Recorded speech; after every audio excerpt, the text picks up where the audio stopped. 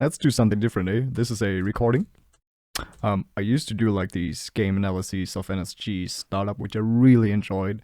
And I wish Reboot had the replay feature that Jinteki has, but that's the last time I'm complaining about that. That's the last time. And I played this game yesterday against Gaslight where I had a lot of misplays, and I just like to talk about them. I think it's really cool to see what can be done wrong.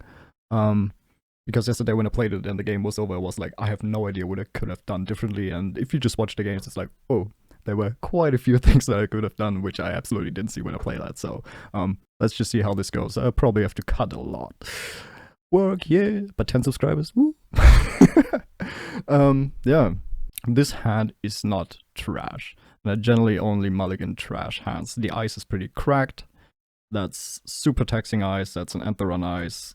The agenda I'm not in love with. I would like an Astro. I would just love to have some money here to actually pay for all this ice. I'm not so sure if I should have mulliganed. I did mulligan, and the new hand was that much better.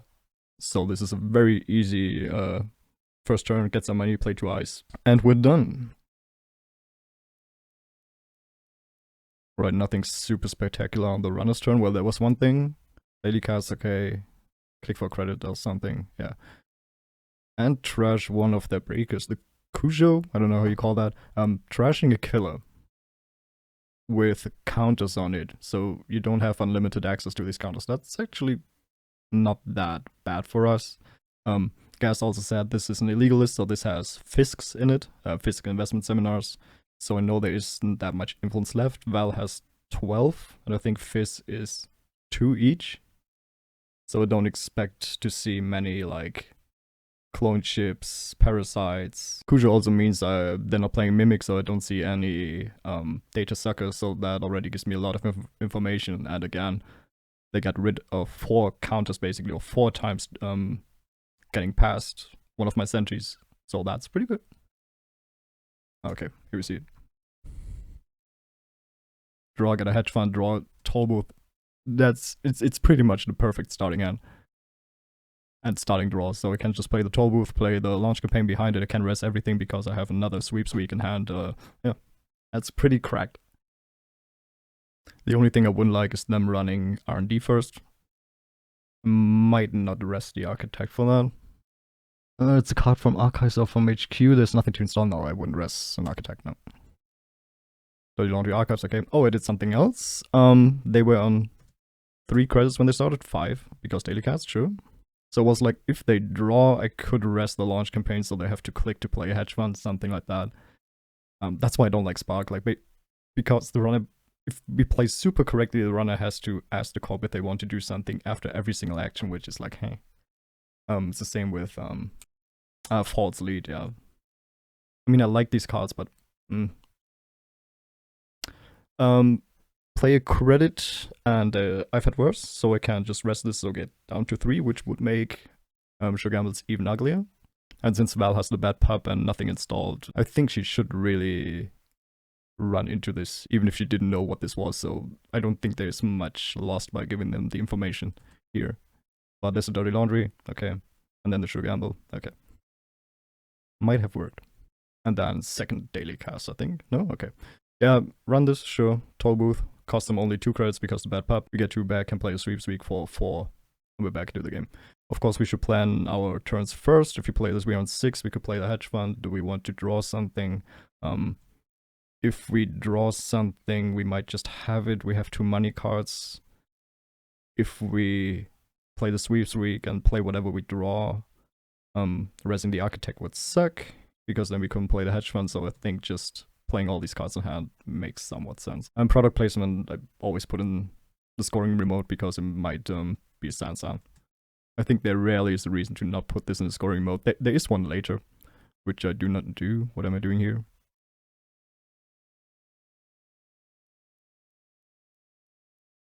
I have no idea what I'm doing here.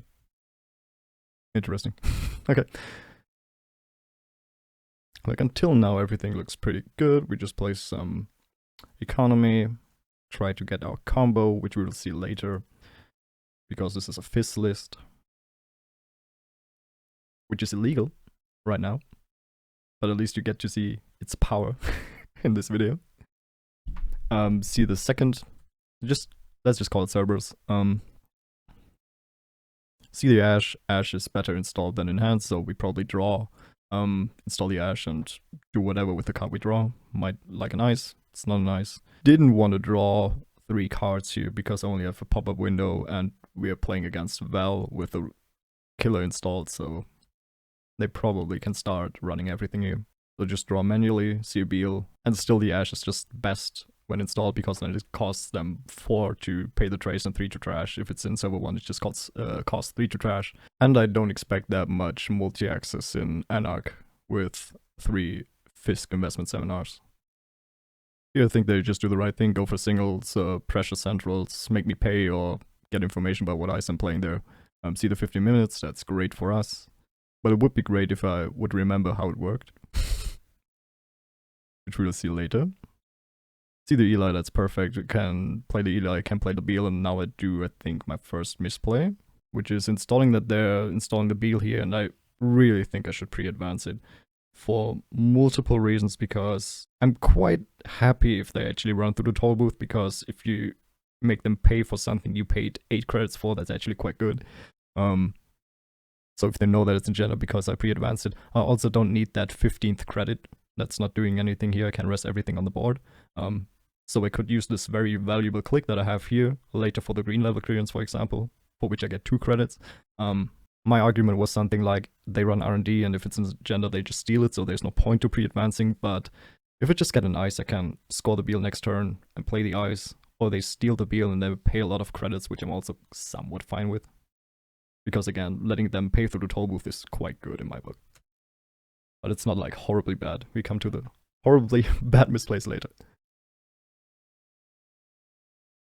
That's the third I've had worse, right? Cool. Play vigil, play investigative journalism, English. And click for credit, okay. See that other 3-2, I don't even remember the name. Rebranding team, I think. No. Score the Beal, yeah. Runner's turn, just going for the second bad pup. Some of you might already know where this is going. I didn't. The Archangel is 6 to break with the Sue. They have Davids, which I didn't know, but might have expected. It's still super expensive to get through, so that's a perfect ice for R&D. Because right now they run R&D for free, and that's quite bad. It's 2 credits for the Architect with the Cerberus. They pay 1 token, but I think they might have some way to get more tokens. They might have a 3rd Cerberus in the list. So that's a big difference between having a free server and a server that costs 6 credits to break or to get into. Yeah, I just misplace it. Okay. And I play the rebranding team because, again, if they steal it, I'm almost fine with it. And there's so many upgrades in this, you never really know what just has been put into server 1. Here we see the first FIS. Not too bad for us. We're also quite lucky that we play a fast advance list, because I think that fast advance is actually somewhat resilient against FIS. At least HP fast advance is. These cards are cool. Checking HQ also makes sense. Like, we get a hell yeah from Sven. That's also noteworthy. Get some money, yeah. And this is also a super ugly situation, because if I get vamped here, the game's pretty much over. Yeah. Okay. Don't even know if there's a vamp in the list. I think there is. I think you play vamp. Oh, let me check. It's nice that we check lists that are illegal to play now. This doesn't have a vamp, and this does. This does, okay. That's what I remember. So yeah, would hate to get vamped here. Anyway, we score the rebranding team. Thinking about resing something which makes no sense because they're on 21 credits. Draw 1 from the vigil, yeah. And here the trouble star. Let's see, that's the second FIS, the now illegal FIS. So we start next turn with 9 cards in hand. Not too bad. Also a lot of very useful cards there. That's nice. Play Corroder. play medium. That was kind of expected. That's also why I put the architect on R&D and not vice versa. And then we play itinerant protesters with 2 bad pub, which means I have a hand size of 3 with 9 cards in hand. Nice. So 9 cards in hand, we only keep 3, which means we ditch 3, we play 3, we keep 3 in hand. And this is kind of where the trouble starts. That might also be why FIS is so strong, because there are a million options right now. And when I did my first analysis for this, that took me like more than 5 minutes to actually figure out which would be the best play here, which is like not feasible in a normal game of Netrunner. So yeah, so FIS is just, here's a bunch of garbage, deal with it, and you probably will make errors. Okay. We ditch 3. Most definitely the pop-up window, because the bad pub just makes that like super unplayable. I also think I don't want the green level clearance anymore, because then I would just flood myself. There's a 3rd FIS just waiting to happen. And I also think I ditched the toll booth, because I have no way to play that. There's not the money for that. I have to res every ice on R&D, which is 8 credits. The Eli is 3. The Ash is 2. I don't see myself getting into any position to res a toll booth in this game anymore. That's probably also the reason why there are only 2 toll booths in this list. And we have some other ice that I would rather put on R&D. For example, another Archangel. Another Architect, because that would just suck the tokens out of the servers, something like that, so the toll booth isn't that cool. Okay, that's the 3 I would ditch now. So which ones would I play? The GFI is actually the most interesting card, I think, because that might give us a win somehow. If you can get them to low credits, they have 28 on the board, plus 2 bad pub. But if I make them run through server 1 and R&D, it's quite expensive to do. We can later install advanced that, and then we have 2 Sandsets in hand. There's something that can be done there, I think. The CVS is also quite nice, because it would, on R&D, it might make their first run on R&D, it will kind of negate that, which is 6 credits to run for them, already counting the bad pub. Or it's just negating the medium itself, because, well, you're accessing a card on R&D, that's not negating the run. So it's somewhat between 3 and 6 credits that the CVS would cost them, plus the 1 to actually trash it. Which is more expensive than trashing a Sansan, I think. And then what we put in server 1 is kind of, might be a Sansan, might be the Astro, not the GFI, because they have to run the server. They have a lot of money. They should just trash everything that's in here, what they will also do next turn. That's kind of expected. Like I was thinking about putting the Astro in there, but now that I think about it, Sansan is probably better. Because then I can just push more cards into server 1 next turn. I don't really expect to get legworked here or something, because I trashed 3 cards. Yeah. So already a lot of thoughts here, which are more or less correct. But of course I do something very different. I play the sweep, that's correct. And put a Sansan and the Astro in there, which just means please come and trash everything for a single run. That's not great. Trash the Cyberdecks, they have no reason to run Archives, really. Or they can run Archives now when they don't have virus counters on the medium. So I kind of underestimated how expensive it would be for them to face at least 1 CVS. Trash the pop-up, that makes sense. And trash the GFI, because I thought that's lost anyway in some kind of way. But that means I have to score 2 more agendas, which I really don't see myself doing. It would be a very different game if I had an Astro scored, because then every single card here would be scary. Because I could Sansan, Astro, put 3 counters on that, and then score a GFI, an unadvanced GFI.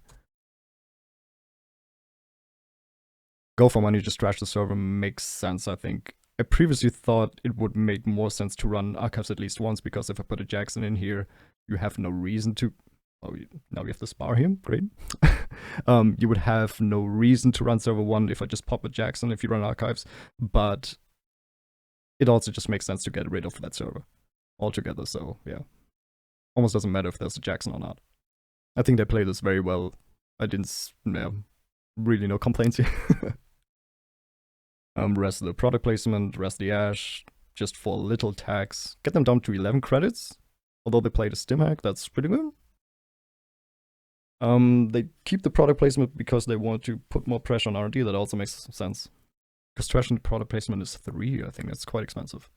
This is where I think you should just put the Astro in there. If they steal it, you get 2 credits. They pay 4, 5, 8, 12, 10 credits just to check what's in server 1. That's quite expensive. So, and if you score an Astro, that doesn't help us with anything. Well, it gets us 2 points. The same situation as with Abil. If they steal it, I'm almost fine with it. They are on 5/4 agenda points. Would still have to pay a lot through the R&D, where I did not put the CVS, which would cost them even more. This could look much better. And now I play the green level clearance here for like no reason, because I think I want the 2 credits to put the toll booth in front of server 1 so I can score the Astro in server 1. And for that I need 10 credits. Well, I would need 13, but like 10 to rest the toll booth. Which makes no sense at all, because then they just run R&D forever and the game's over. Like,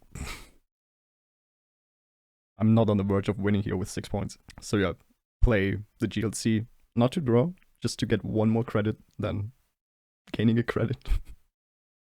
The Archangel would also be beautiful in R&D. That's 6 credits. And it also costs them 6 credits every run. Yeah, there might be a game here. Also still have a Sansan. These are all good cards. What do? Put the unpayable toll booth in front of server 1. That's cool. And that's just 2 credits I'm never getting back. Real brain fart. And this is where I would say the game is pretty much over. I'm not gonna financially recover from that. Get a Wanton. Didn't expect that. Was lucky to put the Jackson in there. Lucky, I don't know. Game's pretty much over anyway. Rest the Jackson before the draw, because I want an agenda. But for some reason now I think I might be able to score the GFI, so I want it back. And having the CVS at least in R&D would be pretty nice. Again, runner has no reason to run archives here, I think. Get another product placement, draw more. The Eli would be at least 4 credits to get through. But instead I just put another product placement in there, because that might entice them to run it. Which it shouldn't, because like I don't think it's a terrible play, but I might just get something out of it if I put in an R&D. Because they will run R&D here, no? Rest the Archangel, rest the Architect, so that's 6 credits and a Cerberus token. Put a counter on there, see the GFI, okay. And here they are pretty safe to just run again, which they do not do. They just get money back. Because I'm on 2 credits, I can't do anything with 2 credits. But yeah, we play the Tally. Just to draw 4 cards for 2 credits. Oh, they want the Davids. They want the Davids. That makes more sense than running R&D again. So yes, the Architect, 2 Sentries would be cool again, because they have the Cerberus. They already trashed one on turn 1. So we just draw, gain credits or something. Yeah, okay. Just believing in R&D. They get more money. This is still pretty much a game, and what I should do now is get the 50 minutes back, like now, which I just ignored.